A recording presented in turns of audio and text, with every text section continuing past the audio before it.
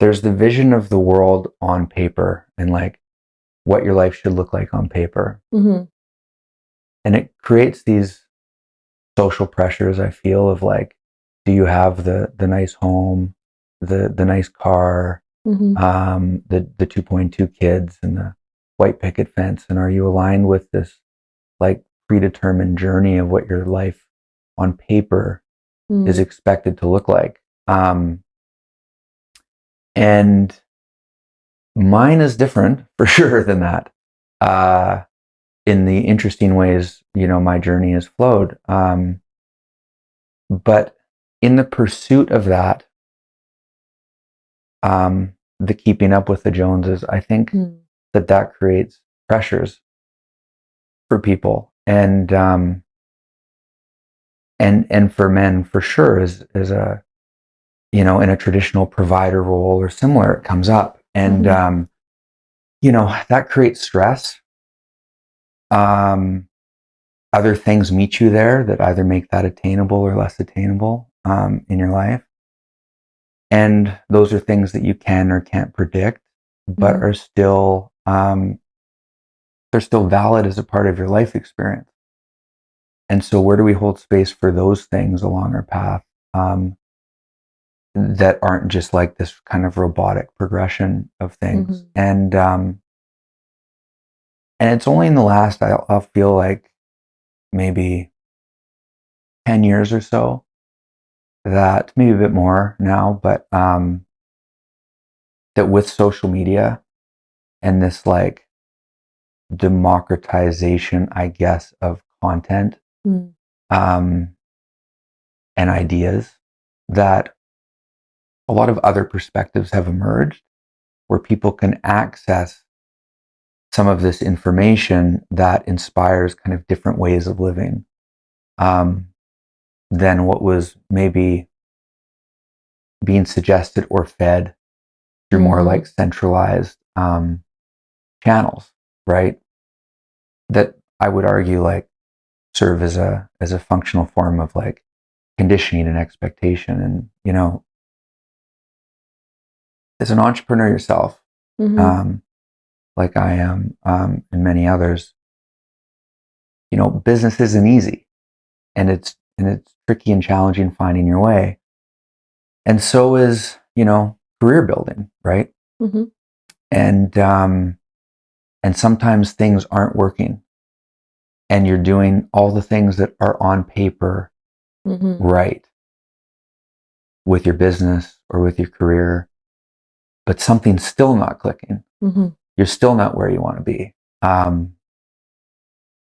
Or you are there, and you're still recognizing that that's not everything, and part of that's empty. I remember, running around Manhattan and raising money for a venture I was running, and like everything was ticking the boxes. I was doing all the things. I was living the higher flying life and all this. And I remember just like standing there on like Broadway or something, I think it was like near Times Square, and I'm like, I'm here, but something's still not here, right? And like, what is that thing? Why do I still feel like there's a bit of a void?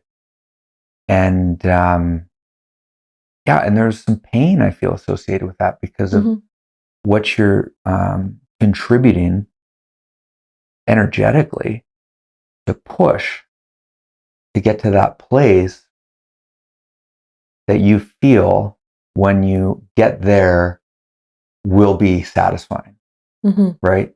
Will complete you, or have, that full basket of like achievement. I will enjoy once I arrive, or, I am in joy once I achieve. And and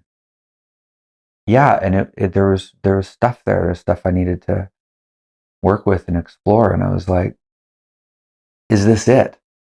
Because I was also functionally exhausted, like to try and push to that place. At least the way I was doing it, I was, I was quite tired, right? And so it opened me up to other things, and that kind of started a path. And I think there's a lot of men that carry a lot of weight. There's a lot of expectations. I mean, I've had recent conversations where, you know, people say like, and this is what a man does, and this is who a man is and stuff. It's like, I'm a man. Like, fuck, I'm like right here, like fully, you know, born and encompassed as a man. Like, am I axe throwing in my backyard between, you know, like 3 and 5 in the afternoon? No. Am I like yelling at the sky and beating my chest and whatever? Like, look, those are healthy exercises, but you know what I mean? Yeah. It's also like not required. Yeah. So for, I think a lot of men, and each man can speak for himself and his journey, but like men carry that load personally. And it's, am I embodying, you know, my full self or not? Am I enjoying my journey or not? Or am I just carrying like a fucking load of expectation of what my life should be like and who I'm supposed to be versus where I actually am, who I actually am, what I enjoy doing, and where does that take me? So for me, it was more about like fully accepting myself, and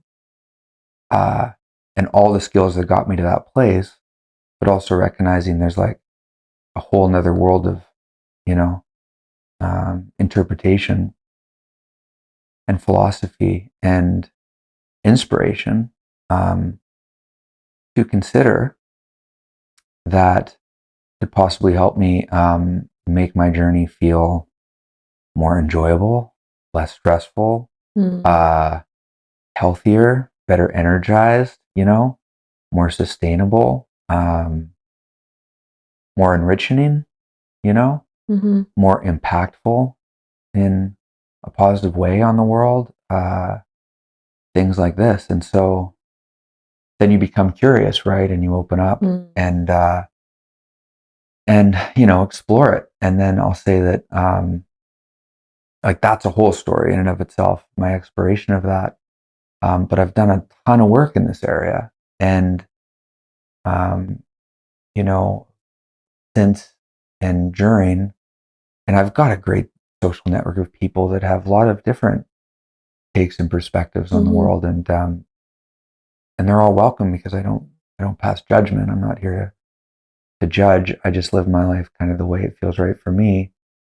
But I have a great like core of like my homies, you know what I mean? Like my conscious bros who are also like doing their work to become the best version of themselves, are kind to themselves in it. You know what I mean? Like accept the path, have a couple scars or wounds from past experience, but like reconcile with like the more like destructive or toxic aspects of a man's journey, right? In like destructivism or like unbridled anger or things like this, you know, and like done the work, right? And embrace those ways to do that, and release those types of patterns in healthy ways. And then many other men who like do reach out because they're curious, right? Because I just do my thing.